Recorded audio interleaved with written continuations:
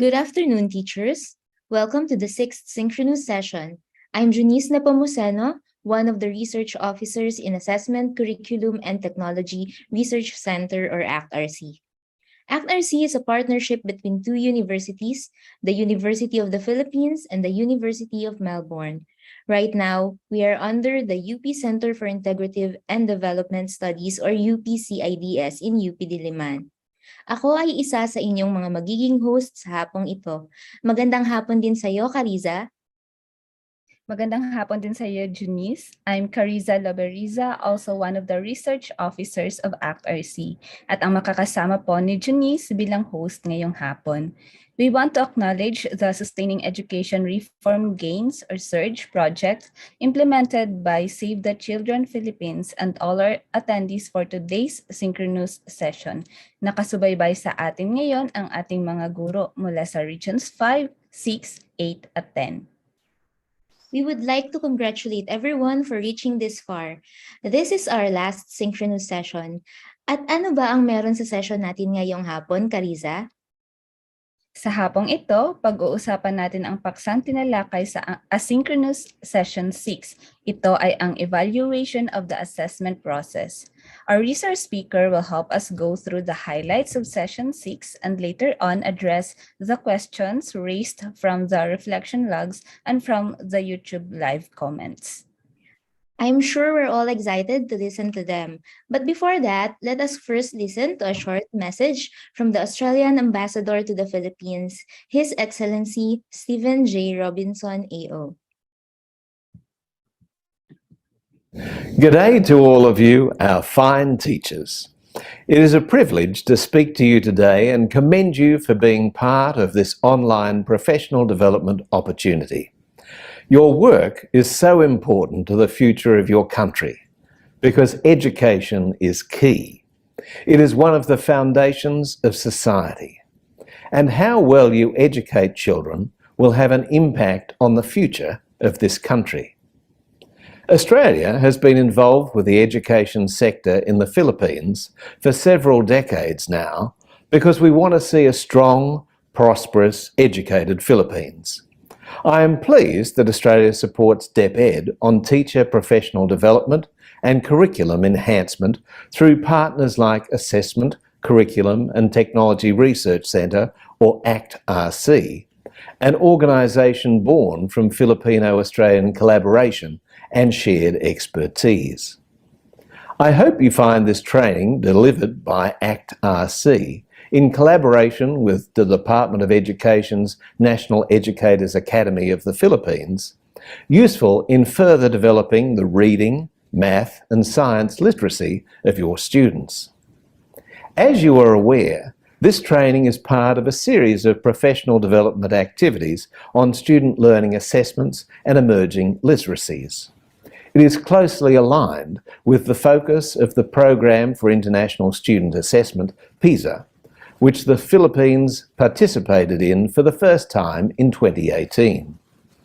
I am glad to note that this program aims to support you in responding to the evolving needs of your students for relevant and updated knowledge and skills, an area of particular interest to Australia. I would like to briefly acknowledge ACT-RC, specialists from the University of the Philippines and the University of Melbourne. Education remains a core priority for Australia's development cooperation with the Philippines. Our partnership in education has gone from strength to strength over the last 3 decades. Australia and the Philippines are also long-standing partners. Last year, in 2021, we celebrated the 75th anniversary of the diplomatic relationship between Australia and the Philippines. On a personal level, let me share with you that supporting teachers is something very close to my heart. I was a teacher myself, and so were several of the staff members at the embassy before we pursued careers in diplomacy.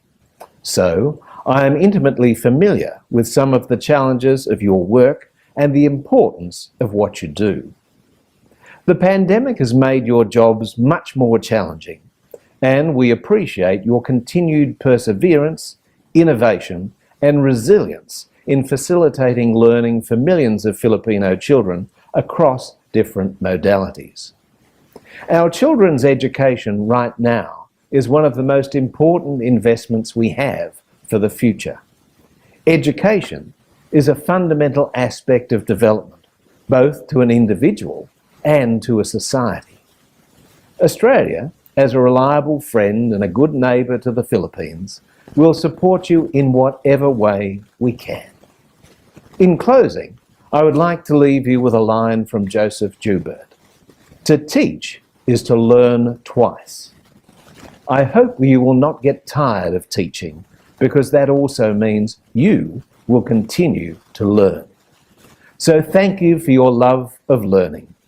I wish you all the very best as you continue with your quest for education quality through these trainings. Congratulations to all of you. Mabuhay.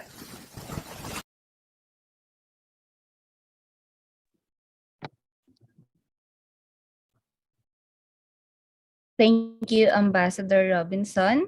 Sa puntong ito, hinihiling po namin sa aming mga kalahok na gamitin lamang ang comment section sa YouTube Live para sa inyong mga katanungan tungkol sa presentasyon. Mangyari lamang na i-type ang inyong mga katanungan o komento sa ating comments box. Ang mga ito ay sasagutin ng ating resource speaker pagkatapos. Our speaker for today is Dr. Kevin Carl Santos, a Senior Research Fellow at ACT-RC. He is an associate professor at the Educational Research and Evaluation area of the College of Education in the University of the Philippines, Diliman. His research interests include item response theory, cognitive diagnosis modeling, sampling designs, and analysis of large-scale educational assessment data. Teachers, let's welcome Dr. Kevin Carl Santos to give the highlights of Session 6, Evaluation of the Assessment Process. Maraming salamat, Carissa. Share my screen.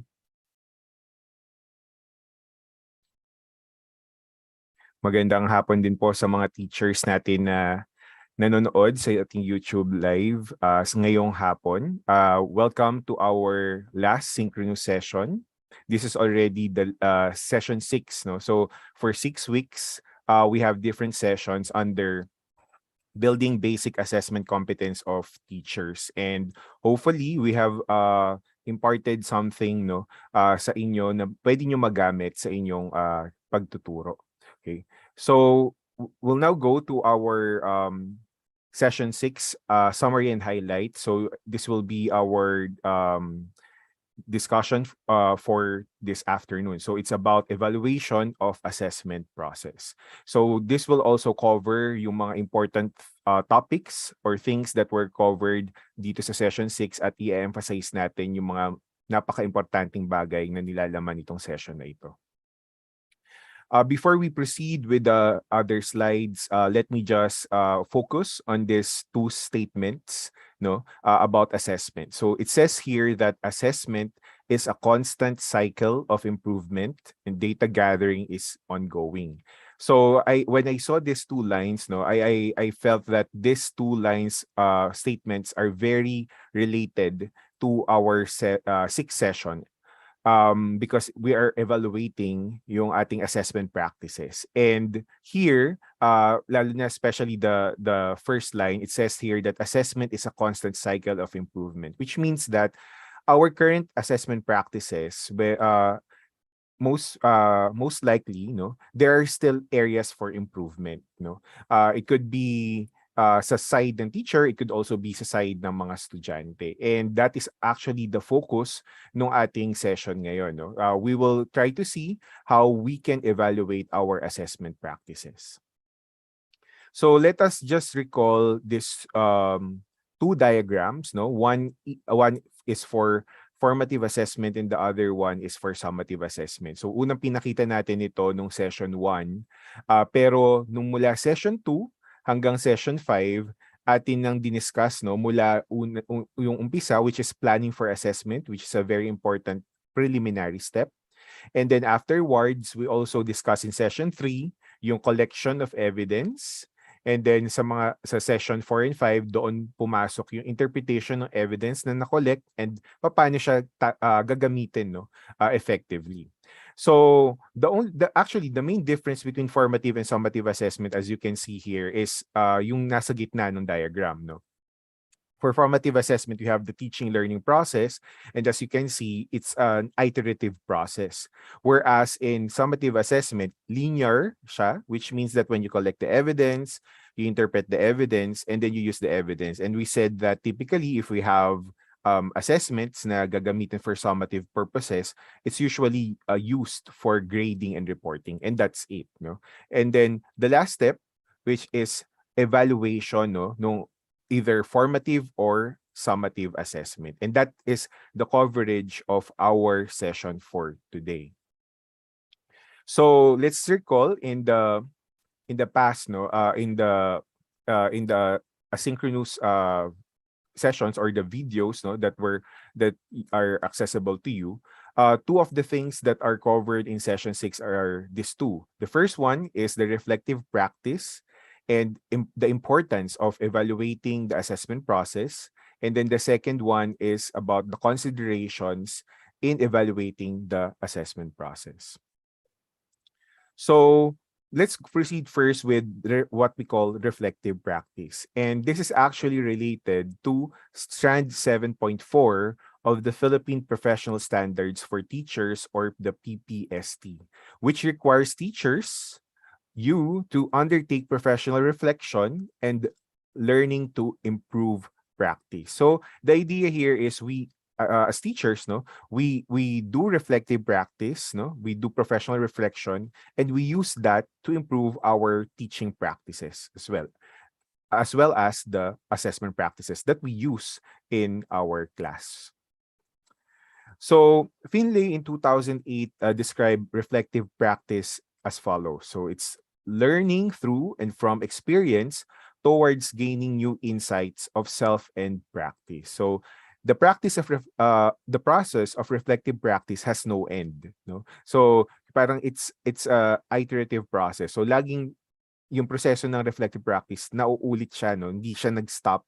So when you do something, you implement some changes, you reflect afterwards, no? So it's a never-ending process, as it always aims at the improvement of practice, and in our context, no, the improvement of teaching and assessment practices. So that's the important role that the reflective practice plays, no, in our context. We also describe the difference between reflection in action and reflection on action. So the first one, reflection in action, which means that you are reflecting as something happened. So ibig sabihin, when you're already in the situation, you reflect and you decide how to act immediately about it, no? Kaya sabi niya reflection in action. So habang nangyayari siya, nagre-reflect ka and you do something about it. So in a way, no, parang medyo quick yung pagre-reflect nyo and yung pagde-decide nyo on how to act immediately on that particular case.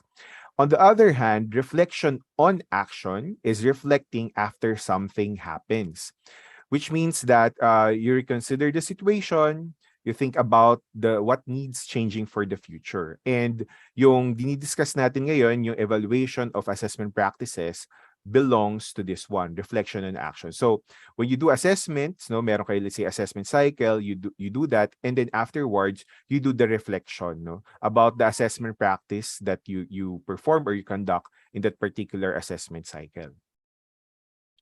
So this table this time compares, no, the formative assessment, the summative assessment, and then the evaluation of assessment process.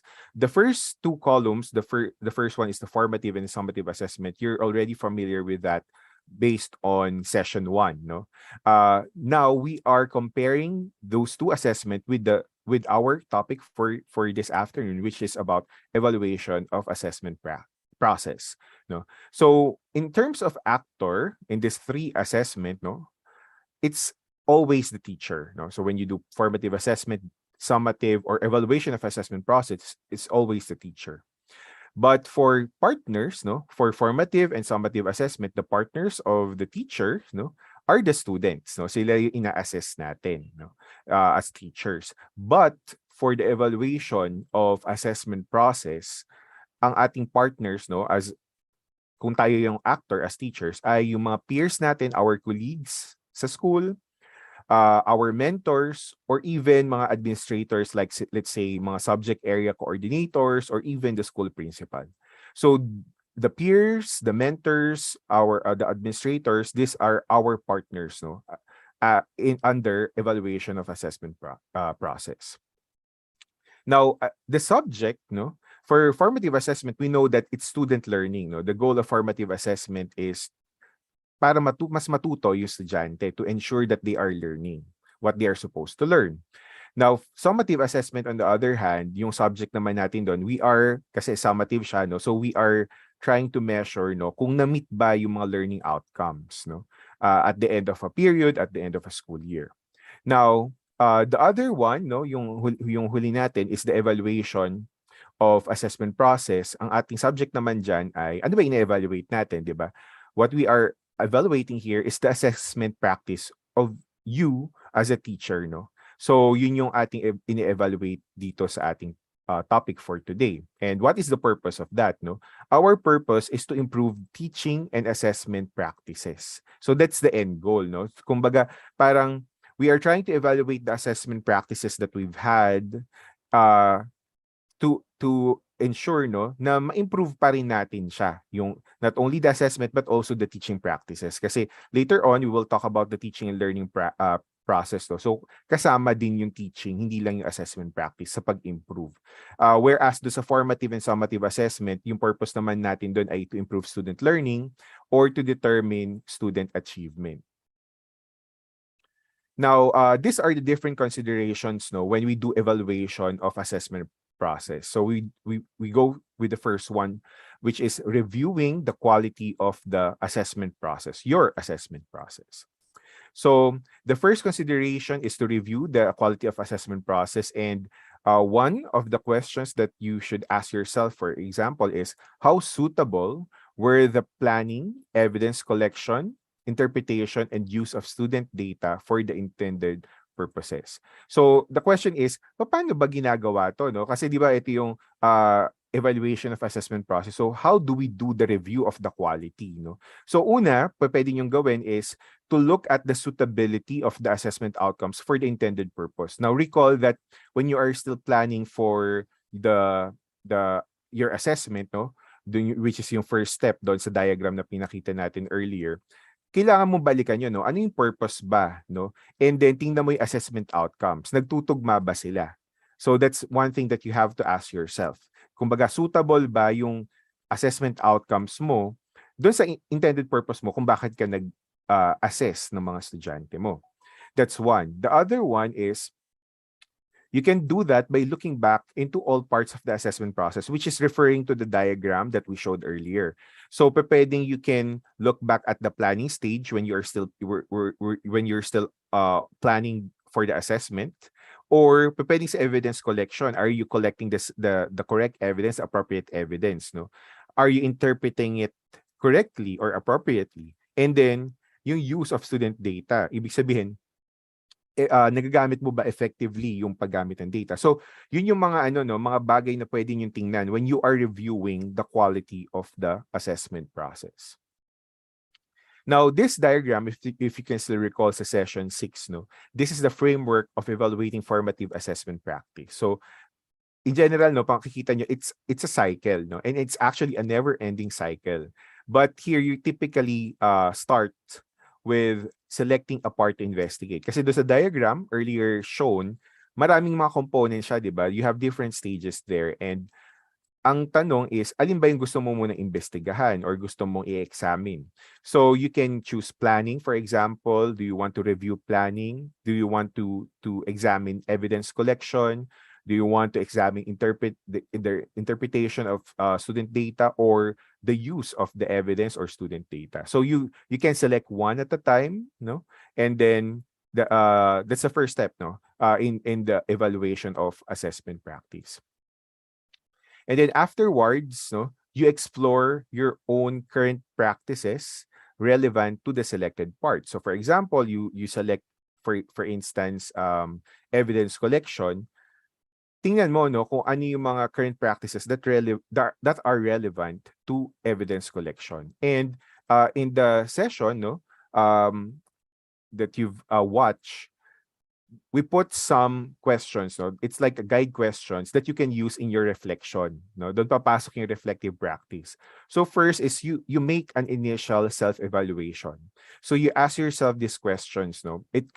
Some of the questions may or may not be relevant to your particular stage, but these are some questions, guide questions that can help you better evaluate your assessment practice.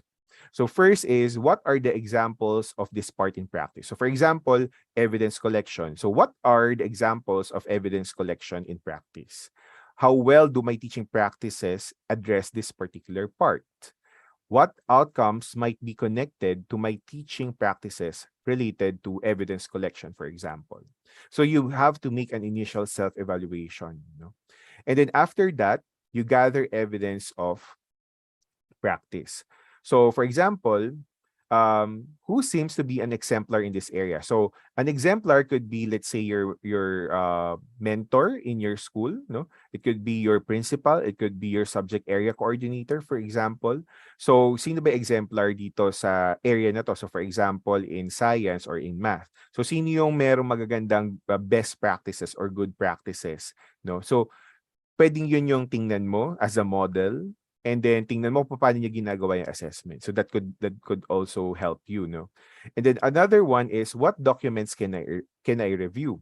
So for example, you're teaching a particular topic, and then you can look for, let's say, journal publications or research papers or other articles, no, that are probably suggesting best practices on how to assess this particular topic. Kasi some people, no, there are educators also na pwedeng mag-publish, no, ng mga best assessment practices for some particular topics. So that could be helpful. Some educators also publish some best practices sa assessment, pero in general. So that's also useful, no. So those are some examples of documents that you can review that might be helpful when you do your evaluation of your assessment practice. And then the last one is, what can I synthesize from my data collection? So given that you have an exemplar in this particular area and yung mga best practices niya, then you also have some documents that you reviewed. How can you synthesize these things, no? And how will you be able to use that to improve your assessment practice? So after gathering evidence of practice, you make a plan to implement the new practice, no? So what do I do differently? What specific practices am I going to change and introduce, no? So pwedeng you can adapt, 'di ba? Kanina earlier we said that you have an exemplar, you have documents reviewed. But pwedeng you can adapt some of them, no? And then yun yung i-implementa mo ng change or yun yung introduce mo sa assessment practices mo. And then what advice does the exemplar give for implementing this strategy? So kung yung exemplar na yun ay nasa school mo lang and you can easily communicate with that exemplar, you can probably ask advice, no, or suggestions kung paano i-implement yung mga strategies na yun.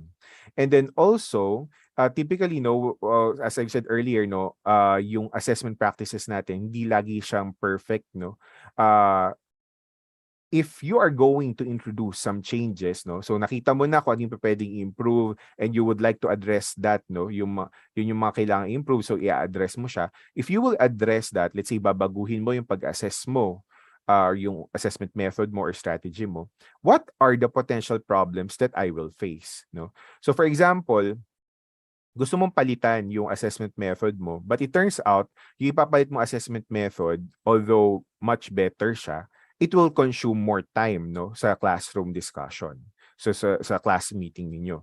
So that's a potential problem that you will face. So kayo, when you do this, no, you also try to anticipate ano yung mga possible problems, no, na pwede nyo ma-encounter, and that probably one example is it might consume more time, no? Kasi activity yung gagawin ninyo. So mas matagal yung iko-consume niyang oras sa klase ninyo. So in that case, how will you be able to mitigate that problem, no? So pwedeng gawan mo na paraan, so pwedeng you try to modify the assessment method or strategy so that magkasya lang siya sa time, let's say within 15 minutes, and hindi na lumampas ng 15 minutes. So in other words, you're anticipating, no, yung mga problems, and you try to address them already before you implement the change. So that's the third one. So after exploring the current practices relevant to the selected part, no, you implement the change. So as you can see here, sa implementation and change, it's actually like a mini cycle within a cycle, no? So you have to act on the changes, so parang implement mo siya, but still you can still reflect, no? Kung ano yung pwedeng mabago pa, o pwedeng ano yung medyo hindi mo in-anticipate na mangyari pero nangyari, no? And then you try to revise it, no? So kung maliit lang naman siya, you can try to revise it and then implement it again. So improvement of assessment practice is an ongoing effort of implementing, reflecting, and revising. So it requires learning and practice. So the last one is after, if we will go back, no, so first step is we selected a part to investigate. So let's say evidence collection yun. Then you explore current practice as relevant to evidence collection. Then you implement the changes, no? Then after that, you reflect on the changes again, no? So tingnan mo, parang i-reflect mo, i-evaluate mo din ulit siya na parang naging maayos ba lahat? Meron ba naging problema? Meron ba kung dapat pang i-improve? Ano yung kung meron akong dapat i-improve, paano ko naman siya i-improve, no? So doon siya papasok, no? So magre-reflect ka on the changes brought about by implementing your plan, no? So that's the next step. So these are some of the questions that you can also use, no, when you are reflecting. So first is, how well do my teaching practices address the concerns on the identified part now? What do the related outcomes look like now? What evidence have I collected from the students? Now, what are my next steps? Were the changes worth the effort? So, kumbaga parang, for example, you try to change your assessment method, but your assessment method, let's say, requires more materials, no, na kailangan mo i-prepare. So, ang tanong ay, worth the effort ba siya? So, it could possibly worth the effort yun kasi let's say, mas na-measure mo yung dapat mong i-measure na learning outcome, for example, or mas na-enjoy ng estudyante yung activity and therefore nakita mo rin yung, let's say, yung learning nila, no, yung student learning nila. So, pwedeng ganun or pwede rin namang opposite yung nangyari. So, number 5 is quite it's a very interesting question to answer, no? And then number 6 is, do I still have other concerns? So, these are some of the questions that you can ask yourself, no, when you are trying to reflect on the changes that you implemented. Okay, so just to go back, no, this is the framework. So you first again is you select a part to investigate, then you explore current practices relevant to that part, you implement the changes and reflect on the changes. Okay, so that is the framework, no, when we are evaluating our assessment practice. Now, to further probably explain, no, this framework, no, we have an example scenario. So let me just try to go over this one, no. Hopefully, this will help you better understand the evaluation of the assessment practice. So Ms. De La Cruz planned to develop her students' capability to respond to a text read. She specifically planned for her students to demonstrate understanding of East Asian literature as an art form inspired and influenced by nature. Strategies in listening to long descriptive and narrative texts, and value of literal and figurative language. After her plan was carried out and going through the teaching and learning process, she is now set to evaluate her assessment process. So here, the first part, as mentioned in the framework, is you select a plan to to investigate. So here, Ms. De La Cruz is confident about the quality of her plan, no? So what she did is she identified evidence collection as the part that she'd like to investigate. So that's the part na gusto niyang i-examine or evaluate. So that's evidence collection. Now, she explored the current practices relevant to evidence collection. So her plan includes her assessment plan, no, includes different informal formative assessment activities like Q&A during lessons. So aside from that, she also designed the following assessment. So nag-prepare siya, no, meron siyang synchronous assessment methods and meron din siyang asynchronous assessment activities, no. For synchronous, meron siyang use of motive questions. If you can recall, no, we mentioned motive questions during session 1. Meron din siyang role plays, and then meron din siyang quizzes, no. And then for asynchronous, nag-prepare siya ng individual exercises, but she also prepared group work or group exercises. So for individual exercises, she has creating character map, making storyboard, and some writing activities. Whereas for group exercises, meron siyang making visual organizers and writing activities. So in other words, there are several activities that na design niya.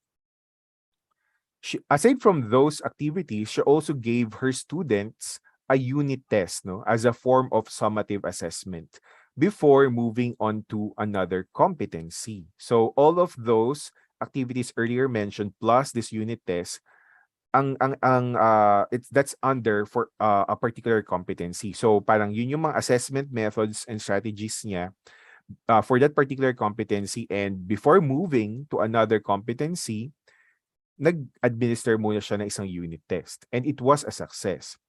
Now, however, when Miss De La Cruz was evaluating the process, she realized that there were too many assessment outputs to review, and time is limited because she still has other non-teaching duties in her school. So kung babalikan natin, if we will go back to these activities, no, plus the unit test, marami siyang kailangang i-check or i-review. And therefore, that actually means that it will consume a lot of time, no? Reviewing the outputs or grading some of them, like the quizzes or the unit test. And in practice, of course, we know that we have limited time because typically we also have other tasks like non-teaching duties in school. So we don't have enough time to do the review for all of those outputs. So this is something that she's able to realize, no, when she tried to reflect, no, when she was evaluating her assessment practices. So not wanting to collect data that she couldn't use because that's too many outputs to review. And of course, when we do assessment outputs, meron tayong goal, no? So kailangan magamit, lalo na yung mga formative assessment activities, we have to use it to improve our classroom instruction also. Now, if we were not able to review all of them and we cannot also provide feedback to our students, no, hindi natin magagamit effectively yung collected data natin. So, what Miss De La Cruz did is she decided that for the next assessment cycle, she will replace pen and paper quizzes, it was mentioned earlier, as her formative assessment with a simple thumbs up and thumbs down activity to check for students' understanding. Now, of course, we know that if there are quizzes, no, it takes time to grade or to check them, no. So if we have a large class, no, if we have a lot of students, then that means more time, no, devoted for just grading or checking the quizzes. So if the goal of Miss De La Cruz is to just check for students' understanding, maybe by using a thumbs up, thumbs down activity, no, instead of using pen and paper quizzes will suffice. In other words, kayang ma-check, no, yung students' understanding by doing this activity instead of administering a quiz and then checking it afterwards. And also aside from that, may konting delay, di ba? If you have quizzes that needs to be checked or graded. So sa thumbs up and thumbs down activity, medyo impromptu siya, no? Makikita mo kaagad kung naiintindihan ba ng estudyante yung dapat maintindihan nila mga concepts, for example, or hindi. And that evidence, no, na makakollect niya from the thumbs up and thumbs down activity, kaya niyang magamit kaagad. Hindi na niya kailangan mag-check muna before niya magamit yung information na yun or yung evidence na yun. So this is what she did under the second one. No? Now, so she implemented the changes. No? So yung ng pangatlo, di ba, we implement the change. So to help reflect on the changes, she incorporated into her practice, she asked a colleague, no? So a co-teacher, to observe her class. So para merong ibang titingin, no, na may hindi lang ikaw, no, kasi typically when you're the only one doing it, probably meron kang hindi nakikita.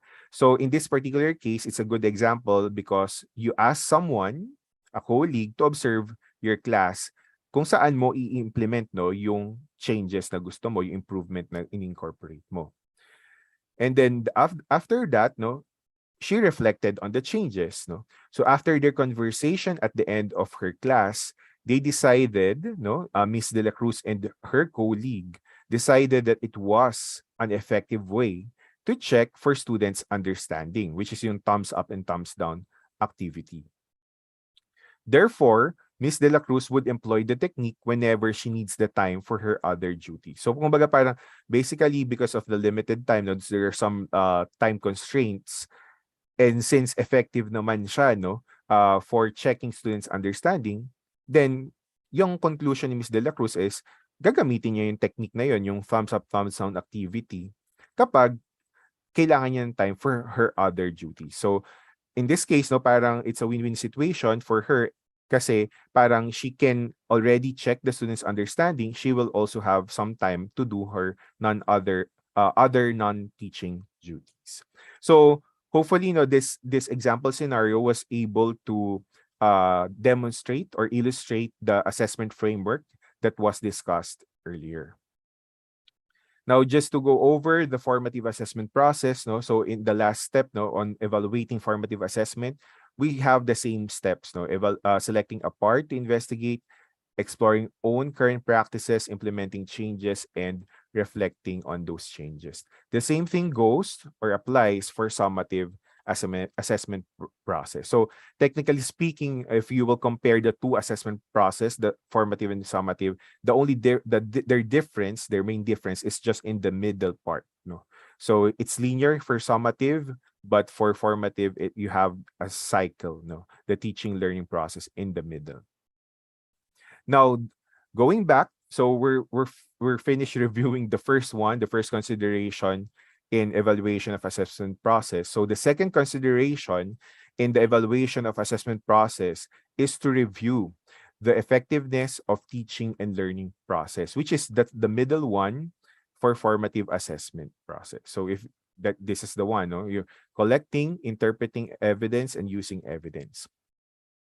So as mentioned already before, if you can still recall from session 1, summative assessments, no, kahit if you will use it for grading or reporting, you can also use it formatively as well, no? As long as if aside from grading, you will also use that, let's say, for improving classroom instruction or providing feedback, more diagnostic feedback to students, then you can use the summative assessment formatively as well. So in other words, if you will use your summative assessment in that manner, this one also applies to that.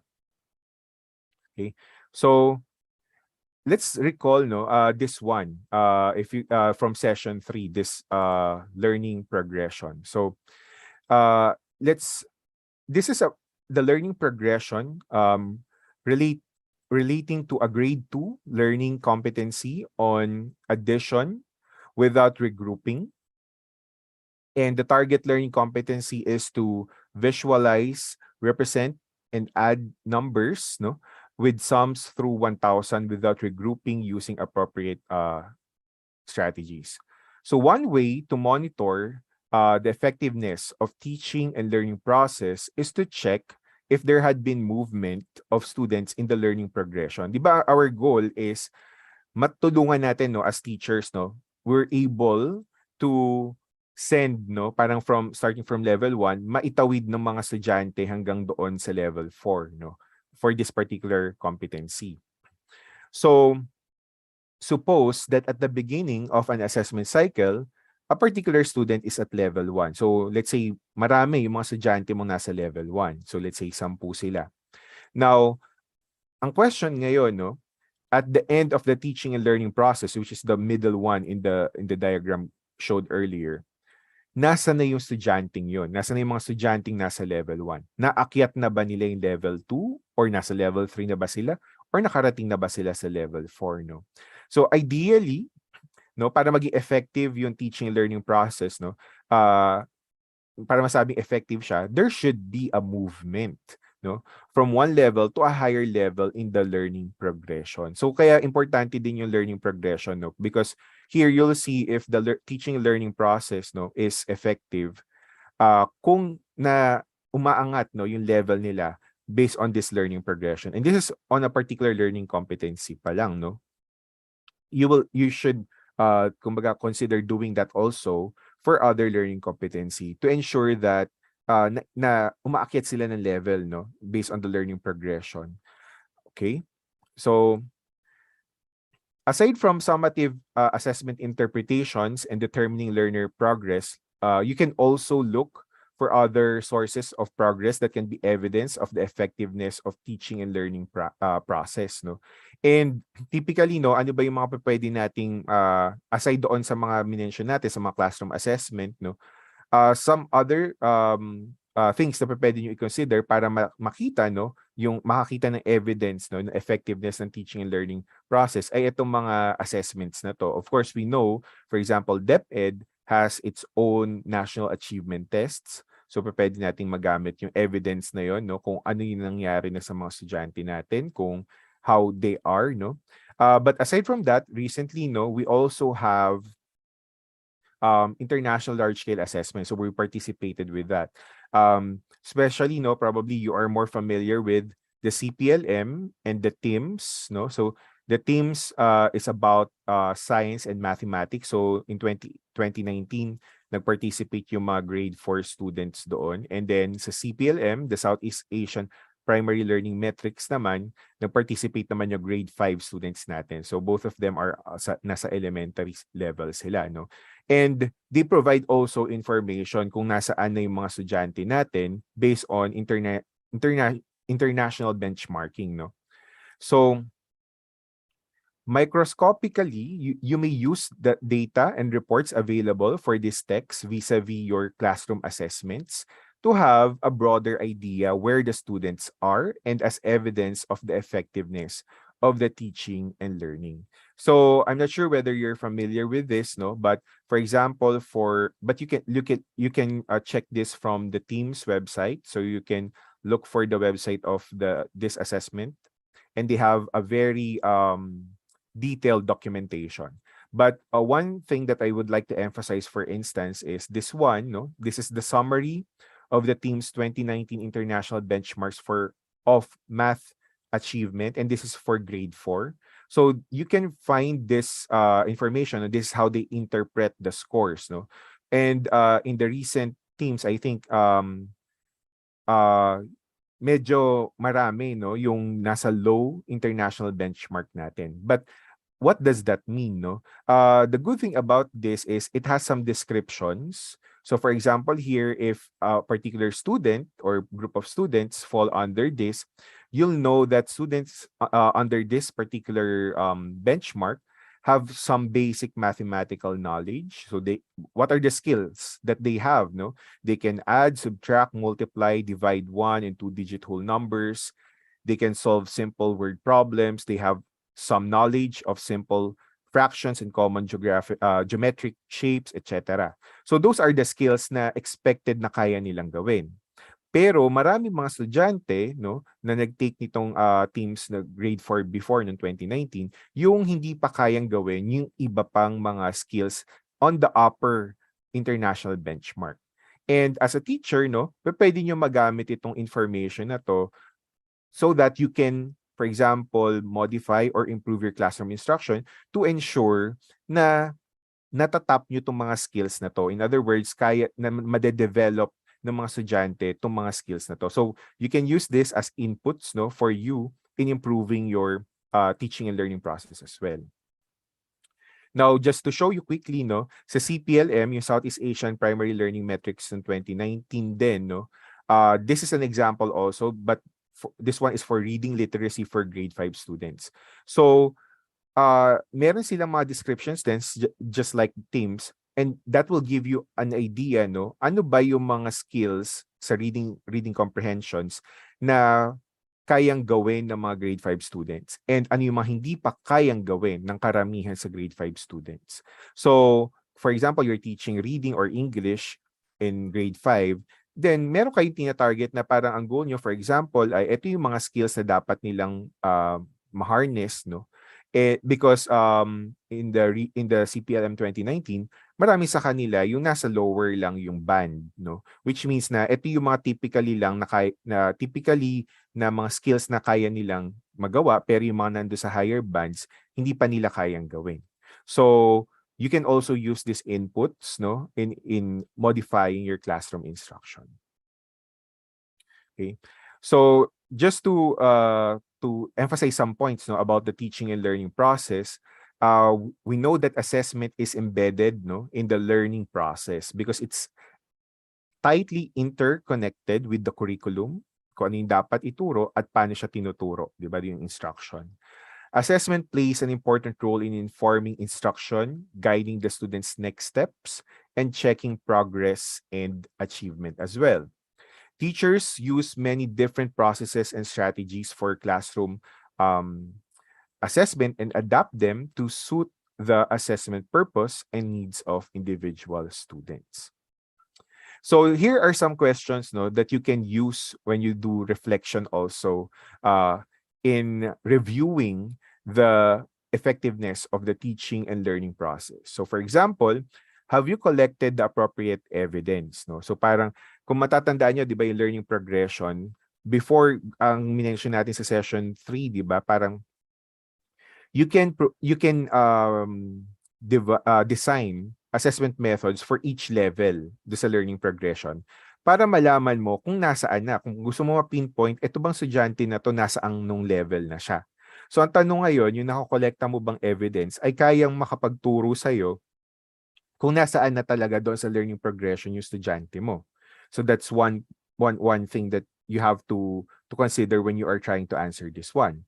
Aside from that, di ba, we also emphasize the zone of proximal development. So if you can recall yung ZPD, di ba, yun yung kayang gawin, yung mga, let's say, mga skills, no, na kayang gawin ng mga, or tasks rather, na kayang gawin ng mga estudyante with help, no, from more able peers or teachers, for example. So, are you collecting the appropriate evidence, no? Are you able to determine kung nasan yung zone of proximal development? Pangalawa, have you interpreted the evidence correctly, no? So that's also an important thing kasi kung mali ang pagka-interpret mo siya, hindi mo siya magagamit effectively as well, no? The other question is, have you used the evidence effectively, no? So, yung pag-provide mo ng feedback, for example, sa mga students, nagamit ba ng mga estudyante yun? Nakapag-reflect ba yung mga estudyante doon at nagawan din ba nila ng way, no, to improve themselves, no? Para base doon sa feedback na yun. Have you used it to adjust your classroom instruction to address learning gaps? So, yung as evidence, for example, na na-collect mo, nagamit mo ba siya, no, to improve your classroom instruction? Have you provided the appropriate level of feedback to the learners, and are the feedbacks beneficial to the learners as well, no? So ito yung mga bagay na minention, no, in mga previous sessions. So these are some of the guide questions that you can use when you are trying to reflect on the effect, when you are reviewing the effectiveness of the teaching and learning process. Now, the third and final, no, consideration in evaluation of the assessment process is identifying the strengths and weaknesses in your formative assessment practice, because it will help you decide on action that will build on the strength and improve the weaknesses for the future. So for this particular consideration, it is important to be involved in a learning community as a source of support. So doon pumasok yung tinatawag natin na learning community, or based on the DepEd Order number 35, no, series 2016, siya yung tinatawag natin na Learning Action Cell. So it's a group of teachers who engage in collaborative learning sessions to solve shared challenges encountered in the school, facilitated by the school head, or there's a designated learning action cell leader. The LACs will become the school-based communities of practice that are positive, caring, and safe spaces, no? So this, ano ba 'to tinatawag na learning action cell, no, or learning community? It could include your peers, your co-teachers, your colleagues, no, your mentors or master teachers, and school principals.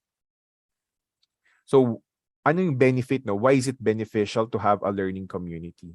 So, a learning community can provide, no, an avenue to learn about trends in formative assessment. So, basically, the idea is you learn from your colleagues as well, no? So, parang kumbaga, you don't live in a box, no? When you're teaching, you also try to see ano yung ginagawang assessment practices ng ibang mga teachers din, no, sa school ninyo, for example. And puwedeng magkaroon kayo ng interaction via the learning community. So you can learn from them about the trends in formative assessment. And also, I recall before, no, they were asking na let's say may assessment practice, let's say in a particular learning area, iba yung learning area ko. So, pupuwede ba yun na kasama ko siya sa learning community? The answer is yes, no? There are some formative assessment practices also na hindi lang applicable sa isang learning area but could also be used sa learning area nyo kahit iba dun sa learning area kung saan nyo gustong hiramin, no, yung formative assessment practice na yun. So, you also learn from other learning areas.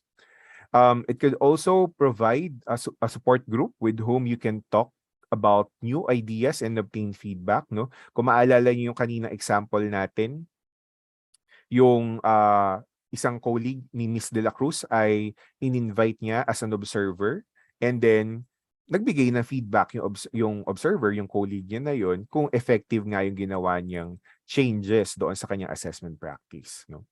And also it gives the benefit of collective learning, no? So you learn from others as well. Lahat kayo natututo doon sa learning community na to. So we have finally, no, covered the important points of evaluating the assessment process. So just to summarize, no, to emphasize some of the key points for this session. So evaluation of assessment process is necessary to inform continuous improvement. So as mentioned earlier, di ba yung assessment, sabi natin, no, it's a never-ending cycle, no. It's always there's always room for improvement. Second, evaluation of the assessment process is carried out by looking at the quality of assessment process, the effectiveness of the teaching and learning process. So that's the second one. And lastly, identifying actions that will build on the strengths and weaknesses for the future. And lastly, no, implementing changes to your assessment is an iterative process. It's a never-ending process. So you go back to the framework that we mentioned. It's a cycle. So after reflecting, later on, after the next assessment cycle, you try to select a particular part again in the assessment process and try to evaluate once again and try to see whether you can implement changes. Okay, so that ends the summary and highlights of session 6. Now, there are some questions that I picked from the previous reflection logs that I would also like, there are only 4 here to share with you. So one of the questions there is, what is the significance and purpose of evaluating assessment in the teaching and learning process? So we already emphasized, no, na parang one of the considerations, right, doon sa evaluation of the assessment process is yung pag-review na effectiveness ng teaching and learning process. So let me just share this particular statement or description of assessment. No? Assessment is the ongoing process of gathering, analyzing, and interpreting evidence, reflecting on findings, and making informed judgment to improve student learning. So therefore, we evaluate, no, whether teachers use inferences about student progress to inform their teaching. So, kumbaga parang nagagamit mo ba 'yon, no? Parang yung nakuha mong information from assessment in improving your classroom instruction or your teaching practices. We evaluate whether students reflect reflect on and monitor their progress to inform their future learning goals. So this is on the assumption na meron silang feedback as well. So nakapag-reflect ba sila doon and monitor ba nila yung progress nila? So for example, let's say sa learning progression, mas tumataas ba yung level kung nasaan na sila? And we evaluate whether teachers use evidence of student learning to make judgments on student achievement against the learning goals natin, no? So, yun yung significance and importance of evaluating the assessment in teaching and learning process. The second question, no, is this one. In a small school wherein there is no master teacher to evaluate the assessment practice of the teacher, no? So kumbaga parang walang mas mataas sa kanya na pwedeng tumulong sa kanya, no, to evaluate the assessment practice niya, no? To whom he or she can ask help, considering the school head and the teacher are not on the same field of specialization. So kumbaga the concern of this question is that yung school head nila iba yung learning area probably noon, and paano ngayon siya na wala siyang master teacher pero yung school head naman niya coming from a different area. Well, here you may still ask help from your school head despite being on a different field of specialization. So, minsan nga maganda yung ganun kasi you'll have a different perspective doon sa pag-evaluate na assessment process nyo. And na possibly di makita nung someone coming from the same field. So, kumbaga, may minuses, katulad ni sinasabi, iba yung field, but meron din plus, no? May pluses and minuses sila na baka meron silang perspective na iba kasi outside sila ng learning area mo na pwedeng makatulong pa rin sa'yo. Now, note that assessment tasks and methods are not necessarily exclusive to a particular field or discipline as well. So for example, yung katulad kanina na example kay Ms. De La Cruz na pinalitan niya yung pen and paper quizzes ng thumbs up, thumbs down activity, that is not area specific, no? It's not a learning area specific as a assessment method. So even if yung school head mo, for example, ay nasa ibang field of specialization, pwede pa rin siya makapag-evaluate, no? Makapag-comment or makapag-suggest sa assessment practice mo. The third one, no, second to the last question from the reflection log, how evaluation of the assessment process improve teaching and learning in a modular print distance learning. So the context here is that modular pa rin yung ano, no, yung mode nung delivery, kumbaga, no. Ito yung mga questions na parang guide questions na sinasuggest ko na pwedeng magamit niya, no, dito sa pag-evaluate, no, ng assessment process kapag ang context ay modular print distance learning. So una, we know that the modules, no, they have embedded assessments already in them, no. But the question is, are the assessments included in the modules sufficient?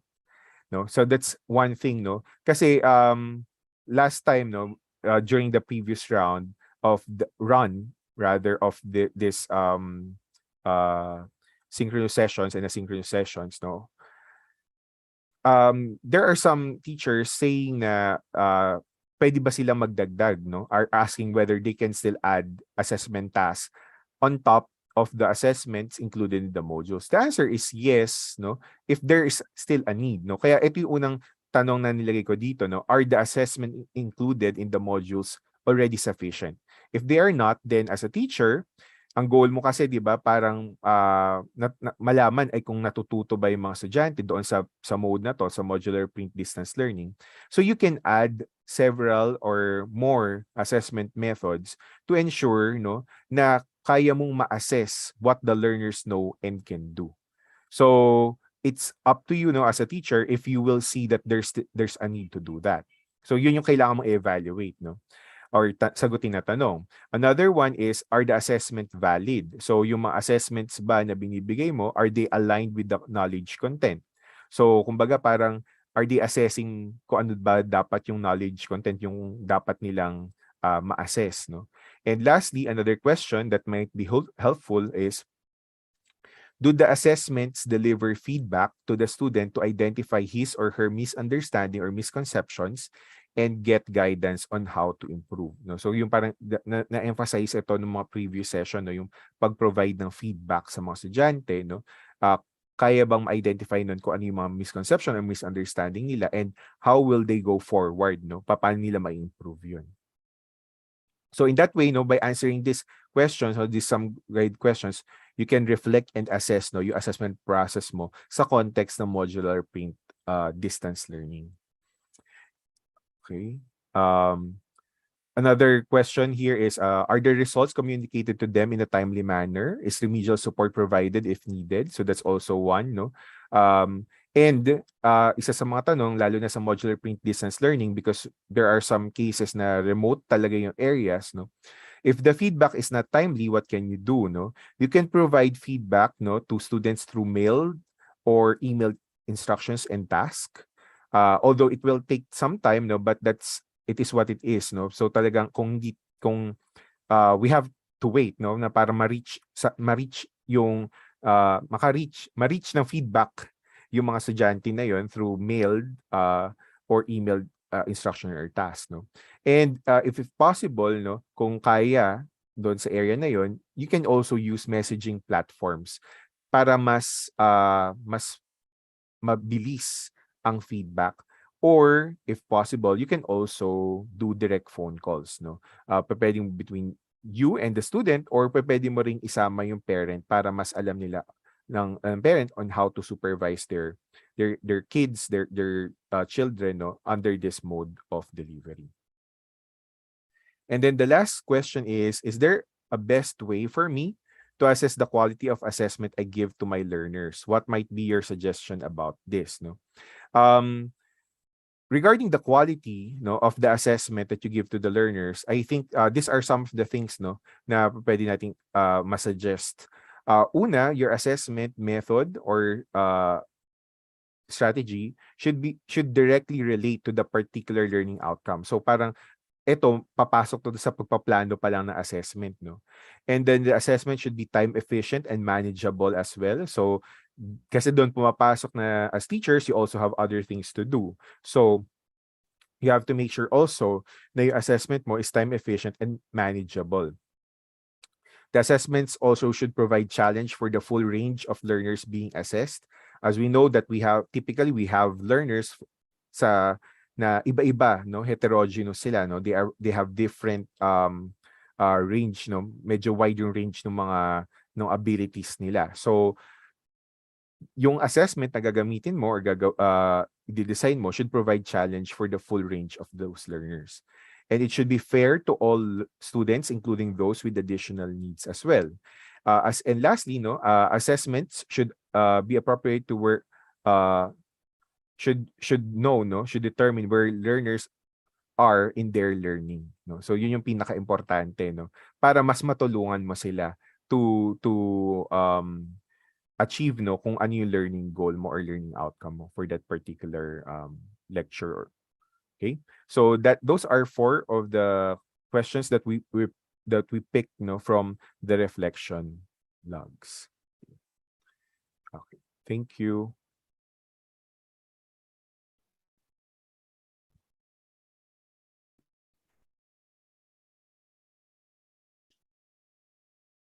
Maraming salamat po, Sir Kevin. That was a very informative discussion. It is indeed important to take time to evaluate our current assessment practices so that we can improve. Now, I believe Sir Kevin is ready to answer your questions. We will begin with the questions raised in the previous reflection logs. But if you have more questions to ask po, you may still type them in the YouTube comments box. Okay, before I read the first question, we would like to invite Dr. Marie Therese Bustos to join our discussion. Thank you. So here's the first question. Can the student's high level of achievement be an indicator that your assessment practice is good enough?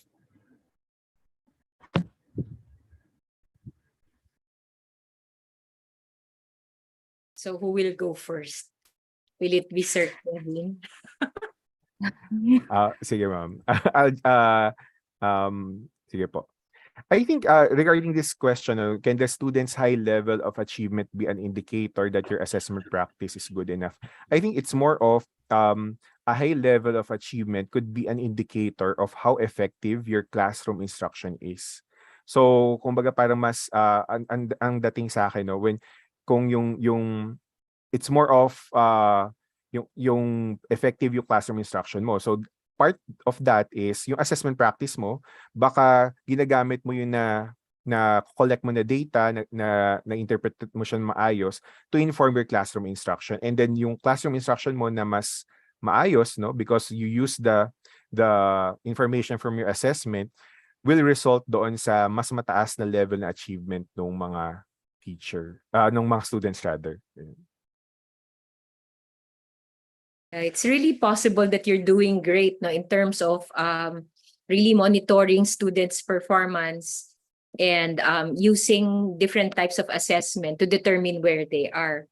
However, it is not automatic that just because they are high performing that you have great assessment processes taking place.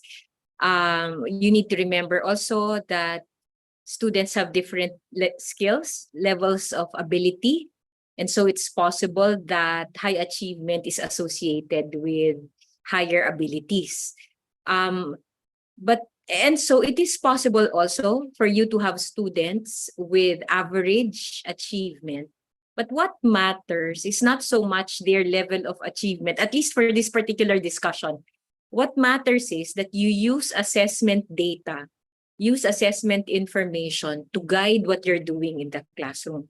And so if because of your use of assessment data, you're able to think and design activities that help children, that help learners master whatever concept it is or whatever skill it is that you want them to master, then that means you're doing well as a teacher.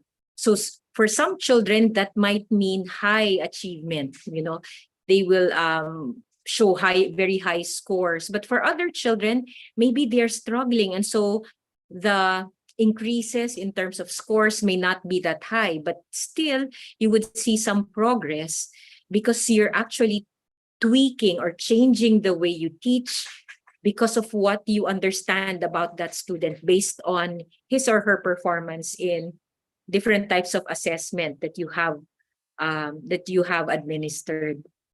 So it does work both ways. It's possible that your high performing students are assigned that you're really using great assessment processes. It is possible.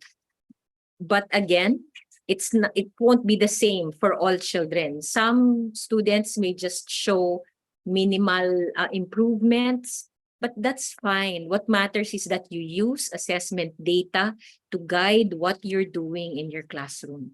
And for me, that would be enough.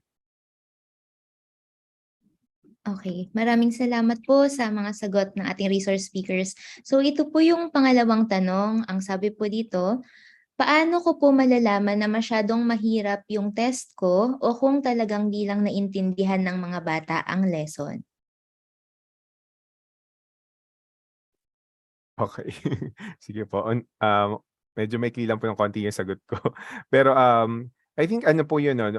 Paano malalaman kung masyadong mahirap yung test or kung talagang di naintindihan ng mga bata yung lesson? So, pwede kasing magamit, I guess, yung konsepto ng learning progression dito.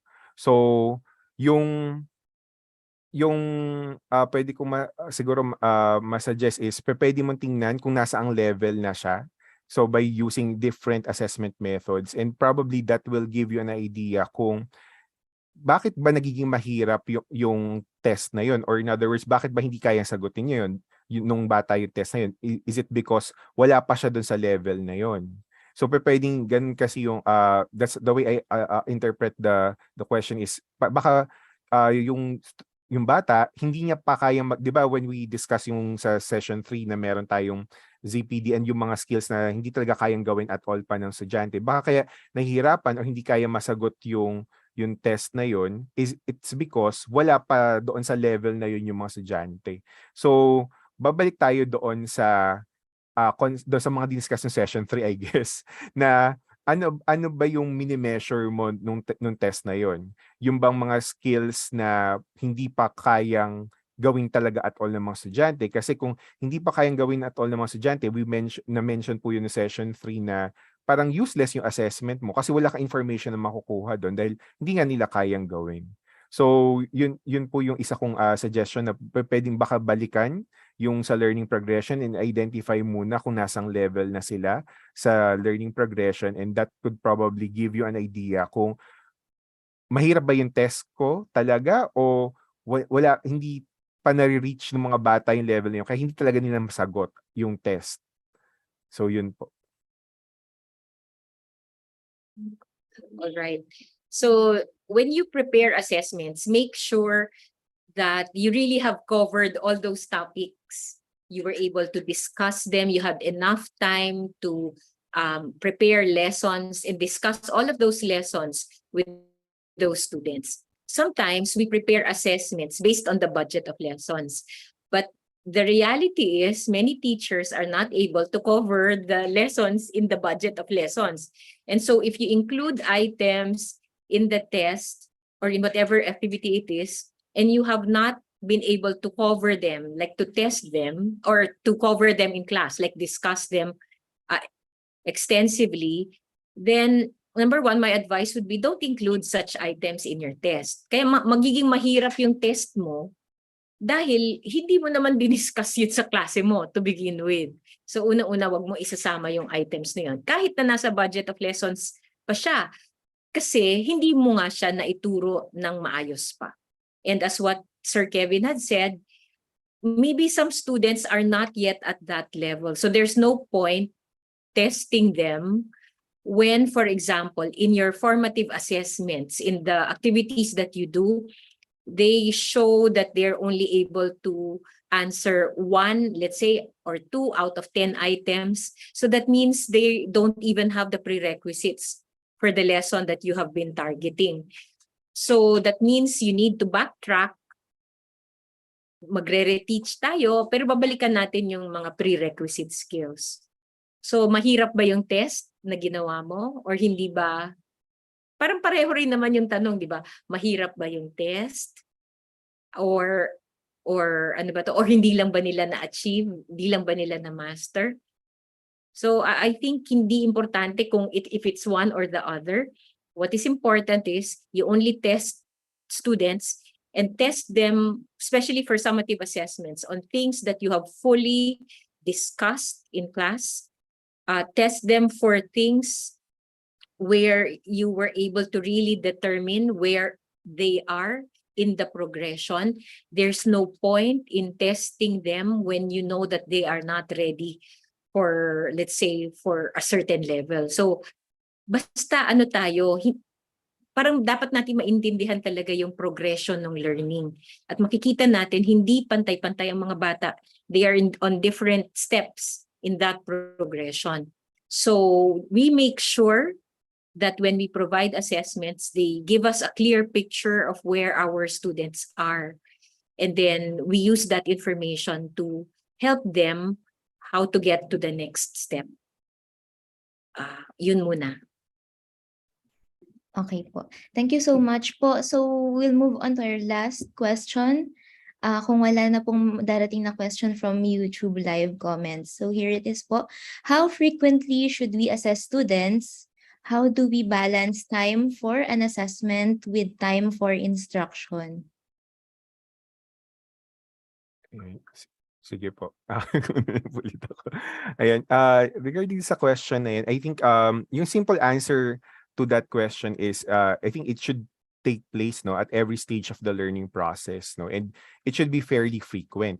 However, you have to take note na there are different forms of assessment, and especially for formative assessment, we have informal and formal formative assessment. So yung pag-assess natin kahit I mentioned earlier na fairly frequent sana dapat yun. Pero pwede namang informal formative assessment yun. Like yung mabilis lang like thumbs up and thumbs down activity, which is an example earlier. So it will not take much of your time to do that. But you're able to check, for example, yung naintindihan ba ng mga estudyante yung dinidiscuss mo or yung or na-master nila yung particular skill na yon. So, you have to take note na when you say assessment, no, hindi siya kailangan ng mahaba na oras lagi. And also, kasi part yun, no, na kailangan nyo i-balance din na yung mga assessment nyo will not consume a lot of time, lalo na sa class meeting ninyo. And in that case, baka doon mag-play ng role yung mga informal formative assessment. Very useful sila doon. Yeah. Ayun. Oo. I agree with Sir Kevin. So you have informal and formal assessment. So it doesn't mean that everything has to be formal. And it doesn't also mean na paramihan ng mga assessments. What you need is enough evidence to know where your students are. And while we want to be able to do this as frequently as we can, we also recognize that there are just too many things that are going on in the classroom. And so we need to be very strategic in terms of when we are going to administer the tests. At saka, let's make use of informal assessments, because informal assessments, even though the thumbs up, thumbs down, the use of those like mini boards, let's say, for students to show you what they know, those are informal ways by which you can gauge already if students have mastered whatever it is you're trying to teach them. So make good use of those. Don't always think that all assessments are paper, pencil type of assessments, and that this would require you to check them, let's say, after school hours. Again, let's be very mindful again of the purpose of assessment. So it's not the number of assessments that determine whether you're doing or you have a good assessment process or not. But again, it's the quality of data that you get from your students and what you do with the data that matters. So again, there's no hard fast rule as to the number of assessments per quarter or per semester. Okay. So we bring back the floor to Junice. Ayun, yun na po yung last question na nanggaling sa ating mga participants. Maraming salamat po sa ating resource speakers. Now, if there are no more questions pa from the YouTube Live, we would like to request our resource speakers to provide their final message before we conclude this training. So, Teacher Therese, do you want to go first? So thank you very much for participating in this 6-meeting training program. So some of you have been trying your best to catch up with the different activities in the asynchronous session. So let me encourage you to just continue. If you have any questions regarding any of the sessions, any of the materials that are or have been presented in those asynchronous sessions, as well as the synchronous sessions, please feel free to get in touch with us by email or through the FB page. But let me encourage you that the time that you've spent trying to understand assessment and how it works will actually help you become a great teacher. So congratulations to you. And if you have not completed, for example, because there are 6 synchronous sessions, and we've noticed that some are still trying to catch up with the other sessions. So let me encourage you to just continue. The sessions are available on YouTube anyway. So, but congratulations for reaching this far. Maraming salamat.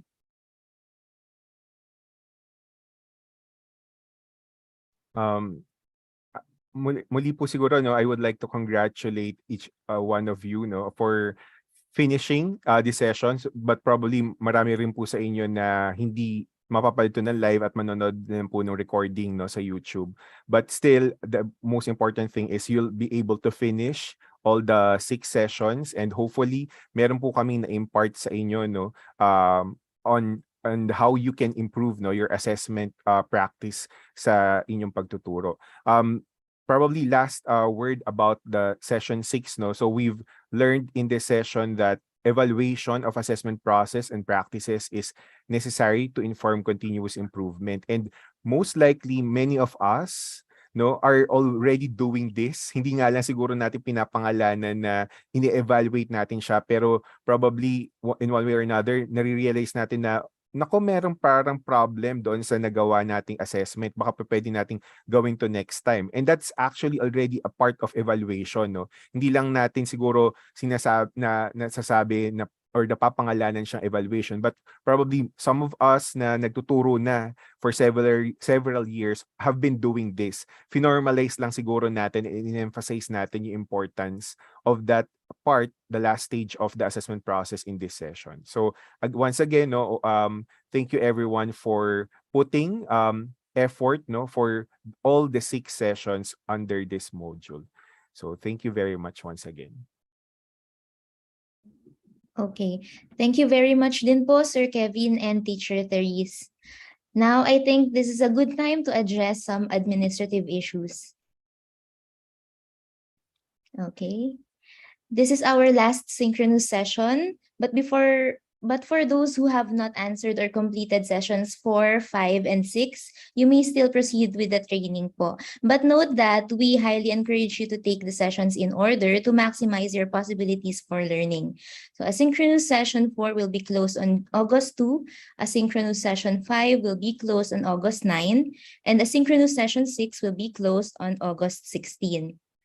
Mas maganda po kung ang gamit ninyong device ay ang inyong personal computers so you can view the lecture videos and complete the activities more efficiently.